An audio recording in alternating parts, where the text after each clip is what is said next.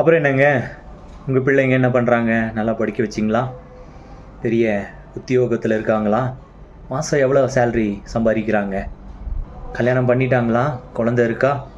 வீடு கட்டினாங்களா? கார் வாங்கிட்டாங்களா? ஒரு பெற்றோருக்கு ஒரு பிள்ளை இந்த சமுதாயத்தில் உயர்ந்த ஸ்தானத்துக்கு கொண்டு போகணுன்றதுக்காக படாத பாடுபடுறாங்க. தங்களுடைய நிலத்தையும் வீட்டையும் தாலியையும் விற்று படிக்க வச்சு தனக்கு கிடைக்காத ஒன்று அந்த பிள்ளைகளுக்கு கிடைச்சி விட வேண்டும் என்று சொல்லி இந்த காம்படேட்டிவ் வேர்ல்டு மிகப்பெரிய உயரத்திற்கு கொண்டு போயிடணும்னு சொல்லி என்னென்னமோ முயற்சி பண்ணி அவர்களை அந்த உயரத்திற்கு கூட்டிட்டு செல்ல அவர்கள் இன்றைக்கும் பாடுபட்டு கொண்டு இருக்காங்க. ஒரு நல்ல தேவனுடைய பிள்ளைகள் அவருடைய இருதயத்திற்குள்ள தங்களுடைய பிள்ளைகளை குறித்து எப்படிப்பட்ட கவலை இருக்கணும், எப்படி அவர்களை உயர்த்தணும்னு சொல்லி வேதாகமத்தில் ஒரு இடத்துல சொல்லப்பட்டிருக்கு. ஒரு உலக பிரகாரமான தாய் தகப்பன் தன்னுடைய பிள்ளை இந்த உலகத்தில் நிறையா ஆஸ்தி அந்தஸ்தோட நல்ல வளத்தோட செல்வ பெருக்கோட வாழணும்னு நினைக்கிறாங்க. ஆனால் தேவனால் தெரிந்து கொள்ளப்பட்ட பெற்றோரோ இல்லை தேவன் பயன்படுத்துகிற ஊழியர்களோ அவர்கள் பார்க்கிற தங்களுடைய பிள்ளைகளை எல்லாம் எப்படி இருக்கணும் அப்படின்னு நினைக்கிறாங்கன்னு ஒரு வார்த்தை இருக்குது. அதை கேட்குறீங்களா? 3 யோவான் 1ஆம் அதிகாரம், என் பிள்ளைகள் சத்தியத்திலே நடக்கிறார்கள் என்று நான் கேள்விப்படுகிற சந்தோஷத்திலும் அதிகமான சந்தோஷம் எனக்கு இல்லைன்னு எழுதியிருக்கு.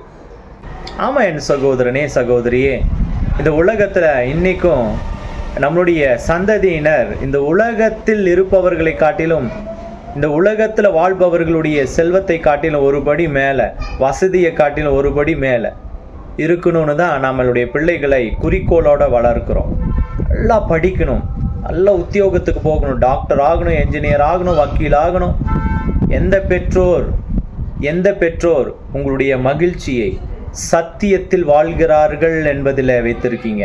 உங்கள் பிள்ளை சத்தியத்தின்படி ஏழ்மையாக இருந்தாலும் தினமும் ஒரு படி கஞ்சி குடித்தாலும் சத்தியத்தில் என் பிள்ளை வாழ்கிறான்றதில் எத்தனை பேர் சந்தோஷப்படுறீங்க?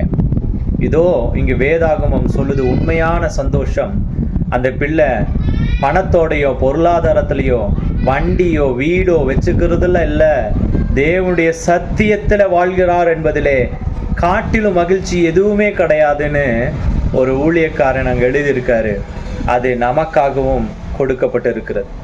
இந்த வார்த்தையை கேட்டுக்கொண்டிருந்தீங்கன்னா இனியாவது நம்முடைய பிள்ளைகள் வாழ்க்கையில் இந்த உலகத்தில் இருக்கிற காரியங்கள் பெருக்கத்தில் அந்த மகிழ்ச்சி நமக்கு வராதபடிக்கு நம்முடைய பிள்ளைகளுக்கு சத்தியத்தை போதிப்போம், தேவ பயத்தை போதிப்போம், ஜெபத்தை கற்றுக் கொடுப்போம், சாட்சிகளை கற்றுக் கொடுப்போம். தேவனிடத்தில் வைராக்கியமாக எந்த சூழ்நிலையில் இருந்தாலும், பணம் இருந்தாலும் இல்லாவிட்டாலும் வாழ கற்றுக் கொடுப்போம். அவர்கள் எல்லா சூழ்நிலையிலையும் கஷ்டத்திலையும் கண்ணீரிலையும் இந்த வேதாகம சத்தியத்தின்படி வாழ கற்றுக் கொடுப்போம். அதுதான் ஒரு நல்ல பெற்றோருக்கு மனமகிழ்ச்சியாக இருக்கும். அதுதான் தேவன் ஒரு ஊழியனுக்கு கொடுக்கிற மனமகிழ்ச்சி, ஒரு ஊழியனும் எதிர்பார்க்கிற மனமகிழ்ச்சி. இந்த ஞாயிற்றுக்கிழமை உங்களுக்கு ஆசீர்வாதமாய் தேவன் மாற்றுவாராக. இந்த செய்தி உங்களுக்கு உபயோகமாக இருக்கும்னு நான் விசுவாசிக்கிறேன். இந்த செய்தி உபயோகமாக இருக்கிற பட்சத்தில் உங்களுடைய நண்பர்களோடு பகிர்ந்து கொள்ளுங்க. அவர்களுக்கும் இந்த சத்தியம் பிரயோஜனப்படட்டும். தேவனுடைய நாமம் மகிமைப்படுவதாக. God bless you. God bless you.